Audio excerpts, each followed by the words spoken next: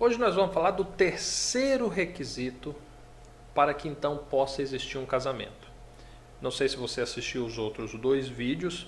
Se você não assistiu, eu vou deixá-lo aqui na descrição para você acompanhá-los.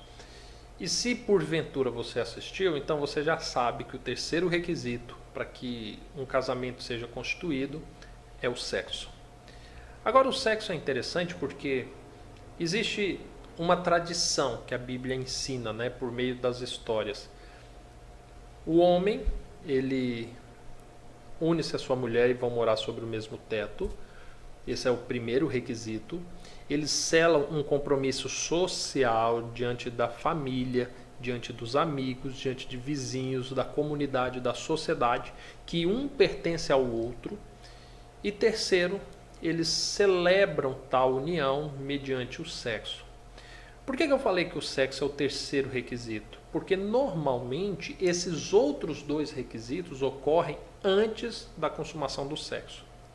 Se porventura o sexo ocorrer antes desses requisitos ou fora desses requisitos, a Bíblia chama de pecado. Olha que situação curiosa.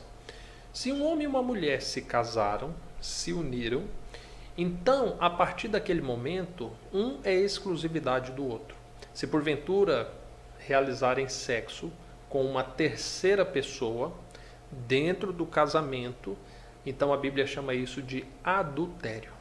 Ou seja, vocês tinham exclusividade entre um e outro e uma das pessoas foi além e rompeu essa exclusividade deitando-se com outra pessoa. Cometeu adultério.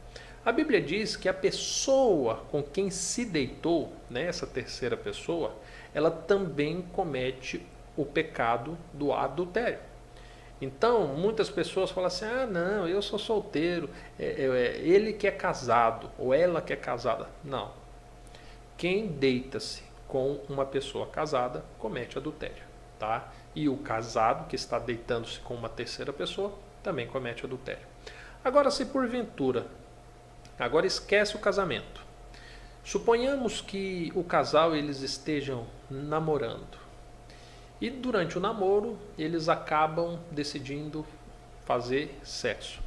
O sexo, sem que haja o primeiro requisito, que é deixar pai e mãe, apenas com esse vínculo emocional e social que já existe entre os dois, a Bíblia chama de fornicação. Então, a prática do sexo, mais o compromisso social, sem o deixar pai e mãe morar sob o mesmo teto, é o pecado da fornicação. Agora, muitas pessoas pensam assim, Diego, mas cometemos o pecado da fornicação e casamos. Então está tudo certo. Não. Pecado é pecado. Pecado precisa de confissão, precisa de arrependimento e precisa de abandono. Agora, existe um grande risco se até no dia do casamento você mantém o pecado da fornicação. Quais são as chances de você se arrepender desse pecado? Tá entendendo? Então, acaba sendo um pecado que precisa de muito cuidado para você identificá-lo e você conseguir o perdão dele.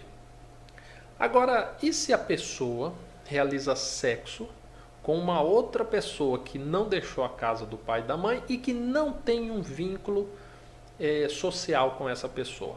Agora a Bíblia chama esse tipo de prática sexual do pecado da prostituição, que é quando a pessoa se dá a esse prazer em busca de algum interesse pessoal. Esse interesse pessoal pode ser dinheiro, pode ser em favores, pode ser questão social, pode ser influência, pode ser tão somente o seu prazer próprio em busca por meio do ato sexual. Tá entendendo?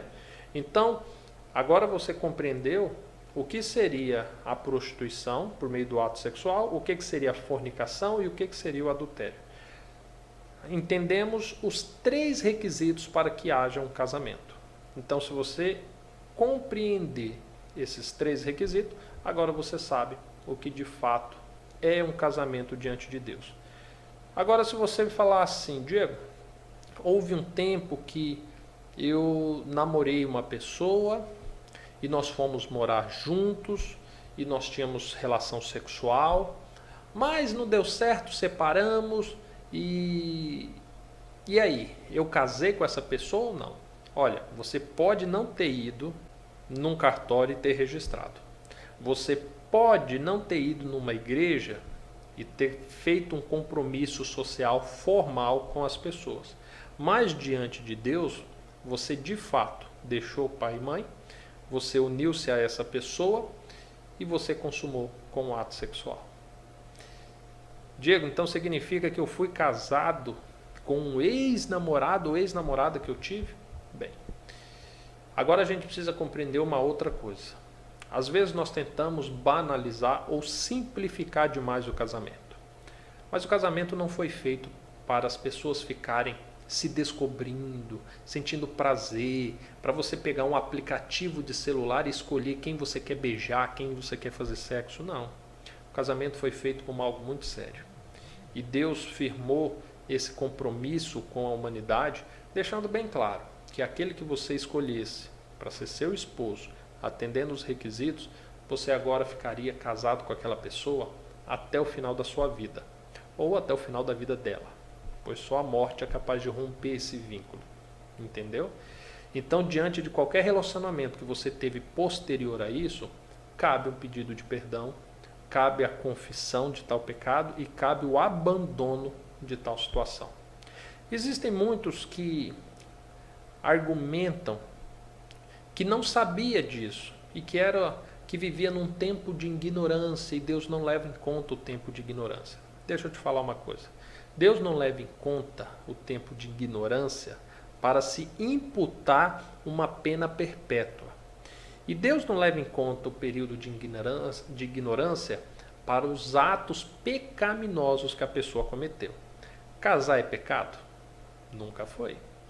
Então, se você casou-se com seu namorado, com a sua namorada, e vocês fizeram um compromisso, e vocês vieram a morar junto, e toda a família sabia, então você casou, não há pecado nenhum nisso. Então não existe tempo de ignorância. Você escolheu, você decidiu, você aceitou esse desafio de viver a sua vida toda com essa pessoa.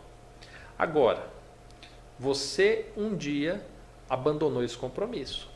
E agora você se envolveu com outra pessoa. Ou está namorando, ou casou-se com uma outra pessoa, constituiu família, que seja. E aí hoje você descobriu essa verdade. Então agora o tempo de ignorância, que a Bíblia fala que Deus não leva em conta, é o fato de você estar algum tempo vivendo um adultério com uma terceira pessoa que não lhe pertence, e agora diante desse pecado Deus te dá a oportunidade de você confessar a Ele o pecado que você cometeu, de você se arrepender e de você abandonar esse pecado. Se você falar assim, Diego, mas eu posso só confessar a Deus, pedir perdão e manter minha família? Olha, você até pode, mas o que Jesus sempre dizia quando perdoava um pecado de uma pessoa era: agora vá e não peques mais. Então, se hoje o segundo casamento ou o segundo relacionamento que você está, posterior à sua união com uma outra pessoa diante de Deus, é um adultério, então, se é adultério, é pecado. Se é pecado, precisa ser abandonado. Porque não faz sentido você pedir perdão para Deus e permanecer com o mesmo relacionamento. Compreende? Espero que você tenha entendido esses 3 requisitos que formam, que constituem um casamento diante de Deus. Tá bom? Fica com Deus. Até mais. Tchau, tchau.